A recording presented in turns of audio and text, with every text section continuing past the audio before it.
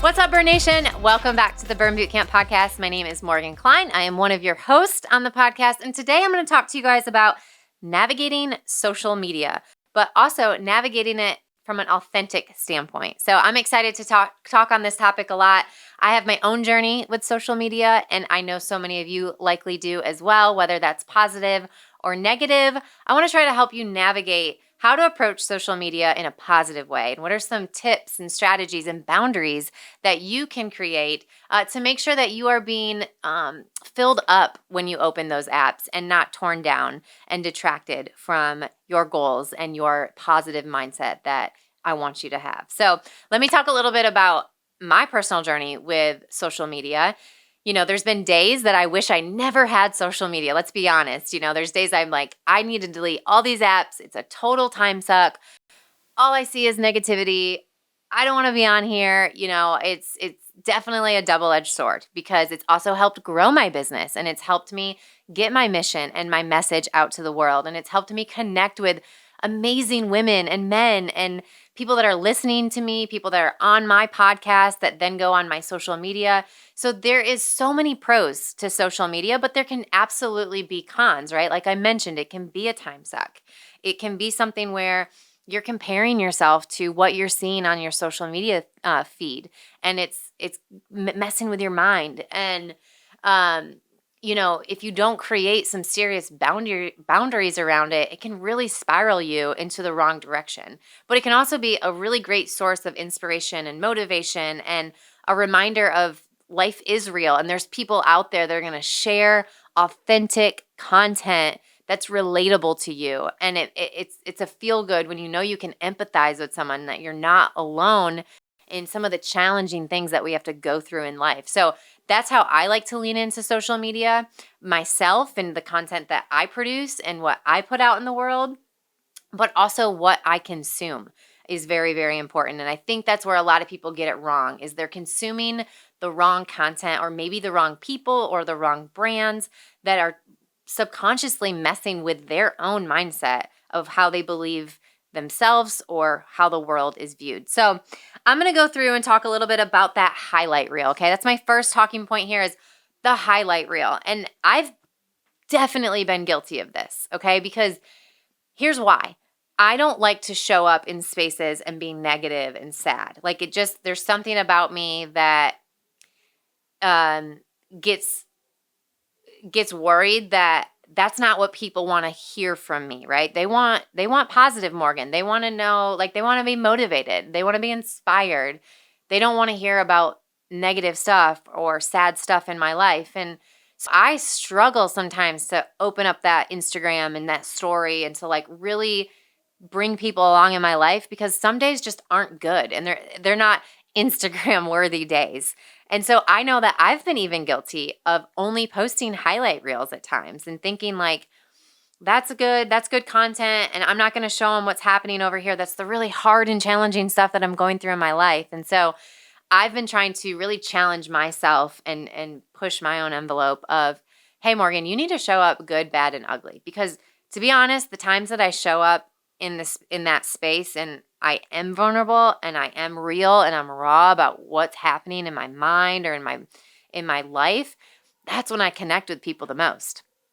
And that's what I think people are craving. They're craving that real, genuine, authentic connection. And so I want you to really think about, how are you showing up on social media? Is it just a highlight reel? And if that's what you want to do, that's fine. But what do you think your users and your followers want to consume? Do they want to just get the highlight reel? Because let's be honest, how many times have you opened an app and all you see is highlight reels and these perfectly curated grids, and it's all timed out and it all looks good together and it looks pretty. And is that real life? Is that really what's happening? Is that a good description of who you are? And so again, I struggle with this because I don't want to post sad stuff and I don't want to post negative stuff. But again, when I do, I always connect with people on a deeper level, because then they're like, oh, okay, she goes through that stuff too. I'm not alone. And so really explore that. And are you seeing people's highlight reel, or are you seeing their real life? because it's important to show both, in my opinion. So whether you're someone that's listening to this and you're consuming a lot of content or you're putting a lot of content out in the world, make sure you're not just consuming highlight reels and that you're really getting a good indication of what real life is happening, not just inside an app, but also, outside, and what's happening in our real life should very much mimic what you're seeing inside of the app. So that's my point number one. Number two kind of segues into authenticity, right? Authenticity versus perfection.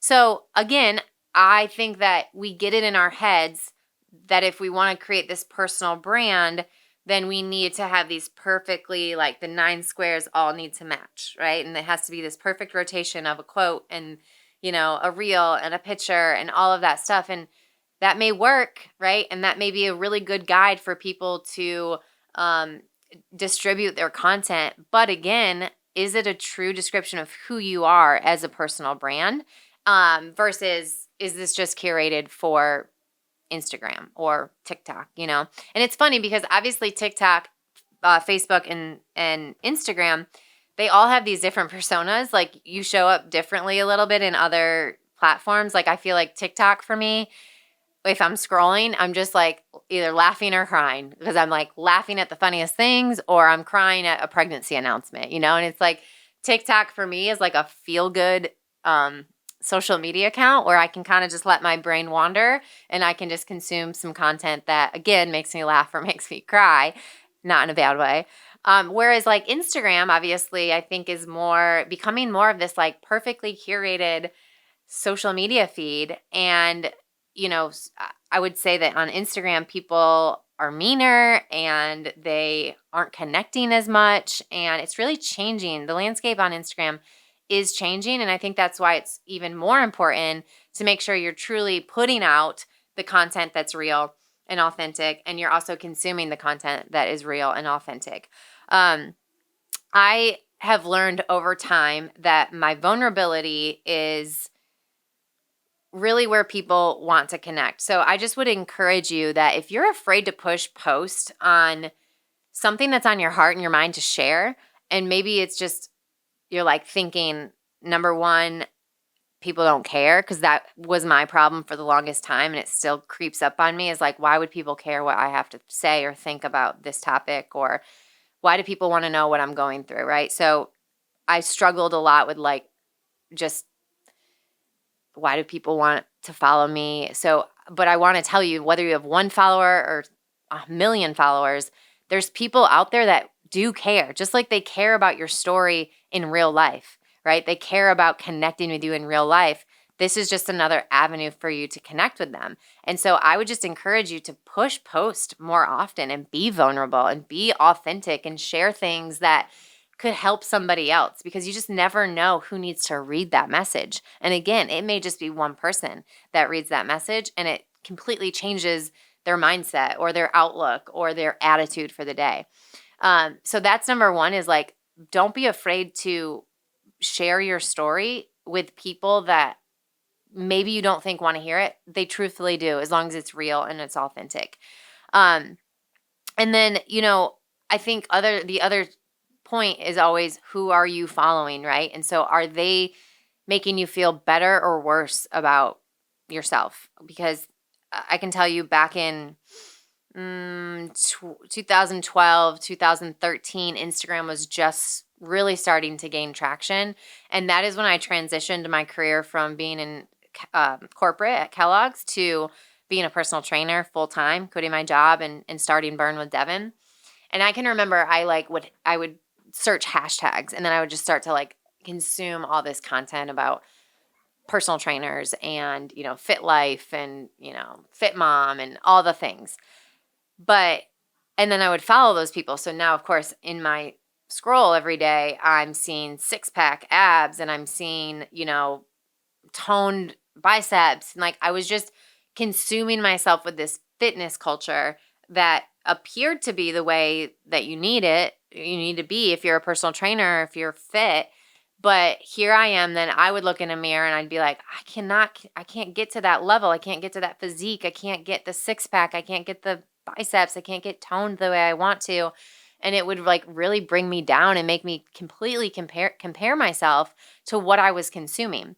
But then some of those people over time that I would follow, like they were posting all this stuff like it was their everyday life and it was easy and like I'm doing this and I'm doing that. And it seemed so simple. And that's what frustrated me. I'm like, they're making it feel like it's so simple and I can't figure it out, right? So it made me feel less than as a personal trainer, as a female, as just a person. And then, over time, I'm following some of these accounts. And to be honest, almost all those people that I thought were living that simple fitness life have come to talk about how that was the hardest part of their life and maybe the darkest time of their life. And they didn't have a good relationship with food and they didn't have a good relationship with exercise. And like they've admitted now, like years past, that wasn't even who I wanted to be. It's who I thought I needed to be. And so I think this can happen in so many different arenas, right? It can happen in business too, right? To be honest, one of my biggest pet peeves is scrolling Instagram and watching people like say that they make $10,000 in a day because they put out like an e-course. And that destination that they've got to, that's incredible. And like that's exciting and that's something worth celebrating. But then we might see that and think that's impossible. Like, or they think it's so possible and they click it. And it's just like this clickbait stuff that drives me a little bit nuts because they don't also share what it took to get there, right? And that's maybe 10 years in the making to be making that amount of money in a given day versus maybe where you're at right now is a completely different level, right? And they maybe have influence now that they didn't when they started. And so make sure that when you're getting inspired by things, right? Whether that's the way somebody looks, their physique, their fitness, or their business success, make sure that they're also being genuine and authentic and real about what it took to get there. And it's not just, it's not as simple as we think or that it may be portrayed. And so that's the biggest piece of advice that I can give is that there is a lot of highlight reels out there. And there's a lot of people that have gotten to a destination that took a lot more to get to than they're willing to share. And so it can make you then compare your day 1 to their day, 5,000. And I want to make sure you don't do that, right? And that's where you have to put in some boundaries. So that's my next point is setting boundaries. I have to do an audit all the time, even now today. Someone who's really worked hard to like rid myself of this whole comparison life of comparing people on social media to me. Or how many people liked my photo, or how many times my reel got shared, or how many followers I have. Like, I truly do not care about any of that at the end of the day. I care about just impacting people in a positive way. If I can do that through social media, fantastic. Like, I will continue to put out content if that's what it's doing. But I don't care about that stuff, right?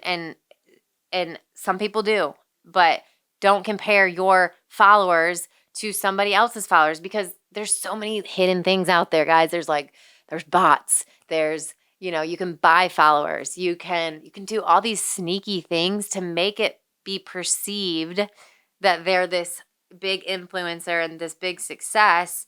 Like now you can buy the blue check mark. Like, what are we doing to ourselves? Like, why are we giving people this false perception of who we are? I just, that's one of my biggest things that I want to protect you from, that I try to protect myself from. And just, influence is great if you're doing the right things with it. But if it's not genuine and true and real, then I just feel like it's fake and you're lying. You're not being authentic. You're not being real to your followers. So set some boundaries and really engage with the people that are connected with you and are connecting to you. And so for me, if you've DM'd me or you've commented, like I make it a huge effort to respond back or acknowledge that we're speaking and really engage back and forth. That's important to me because, I don't want to just be this talking head that never connects with their people and never connects with their audience. And so sometimes that's why I love people with a little bit less influence because you can actually have real connection with them and you can feel like you're having a conversation the same way you would if you were, saw them in person. So that's truly how I follow people. And I've had to do a lot of audits, like I said. So back to that, auditing your social media on all accounts. If you feel a negative way when you see something, even if it's me, like I've said this before, if like I make you feel a certain way, please stop following me, like protect your peace. Protect your peace. Protect your peace because it's not worth it. So if you feel any negative way when someone comes up on your feed, I think that you should either mute them or unfollow them because you're not obligated to do any of that, right? You are not obligated to follow people if they make you feel negative. Just like in real life, if someone's being a jerk to you, you're not obligated to be friends with them. You're not obligated to have them in your life, right? Same thing goes with social media. So take an audit of yourself. Like, how am I feeling after I open these apps? And if you're not feeling good, maybe it's time to take a little break on that app. Maybe it's time to go wipe out your followers and start fresh, right? Start fresh with a different mindset because we're constantly growing and evolving as people. And so sometimes, our growth as people don't always, you can't keep up with the surroundings that you have, right? Whether that's real life people or the people that you follow or follow you on social media. So I would recommend a cleanse, an audit, a break, again, based on how you are perceiving social media or how social media is impacting your mindset when you open it or when you don't open it. Also, I want to talk about negativity on these sites, right? Or on these apps. I can vividly remember, and I'm sure all of you can go back to this moment of like 2020 when you opened Facebook. It was terrible, right? Like it was sad. It was negative. It was a little bit of fear mongering. I actually stopped following all news accounts during 2020. I just had to. And I'm not saying anything in this podcast negative about news outlets, but for me, to protect my peace, I was pregnant. I was running businesses that were shut down. It was a stressful time. And every time I read a news article, I would get more anxiety, right? Or I'd get more fearful. And I could tell that I was going down the wrong path of where my mind was going. And so I unfollowed like all the news outlets and I got rid of Facebook for a little bit just because it was so toxic for me. It was negative, not only because of news outlets, but also I was watching people get so mean and nasty in comments. And that's something that really gets me. Like I hate watching how easy social media and these forums and these accounts, how easy it can be for you to just be mean to people. I've been on the receiving end of it, so I'm super sensitive. I would never think to comment or message or anything negative, mean, nasty things to people because I wouldn't say that to them in person. But unfortunately, keyboards and screens have made it very easy for negativity to thrive on these different platforms. So you have to protect your peace in that way too. If you're building a following, if you're putting yourself out there and you're being vulnerable, like I've encouraged you to do, it's going to come with really great people and comments and things to say and thank yous, but it also can come with negativity and hate and opinions. And so you have to learn how to drown that stuff out and really focus on who you are talking to.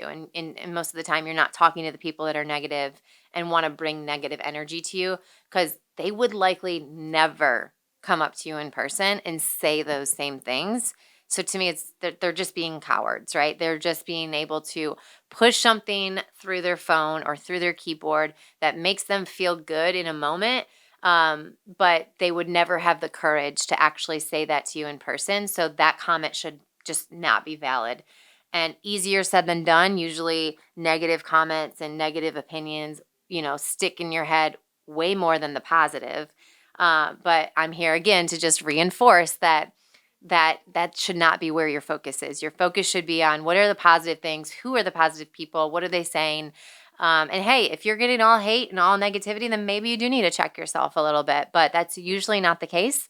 You're going to satisfy usually 50% and not satisfy 50%. It's just a no-win culture that we live in sometimes. And so you have to learn to protect that piece and say, okay, what am I going to let myself get worked up over? And what am I going to just let go, in one ear and out the other? So how do you deal with it? You can either block them, mute them, or don't read your DMs. Decide to say, I am not going to be an Instagram account that reads DMs, because that's usually where the hate comes in, because it's private and they're not saying something publicly with their screen name attached to it. So most of the time it comes in through DMs. And so maybe that's just a place that you don't need to be. You got to figure out what works for you.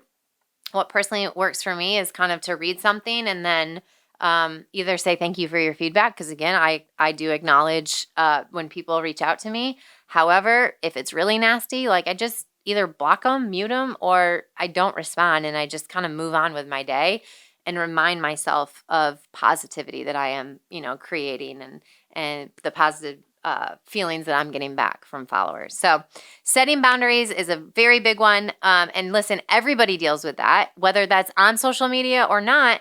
Everybody deals with that negative person or people in your life that is just bringing you down. So you got to do whatever it takes at all costs to remove them or keep them at an arm's length so they are not penetrating your mindset. And then last but not least, I'm going to talk about, connecting with people. So being authentic in these comments. I've really touched on it. If you're going to build an audience and build a following, then make sure that you are engaging with them and that you are, putting out good in the world. And I think that goes for everybody. If you're reading something and consuming something and it's good, I encourage you to make comments on people's stuff. Like, they do want some sort of validation that they're being heard and that they're being listened to. And so I think we've often just scrolled so much and we're not engaging as much as we used to anymore. So I encourage you to engage with accounts that do fill you up and that are bringing you good perspectives and that are bringing you good content to make your life better.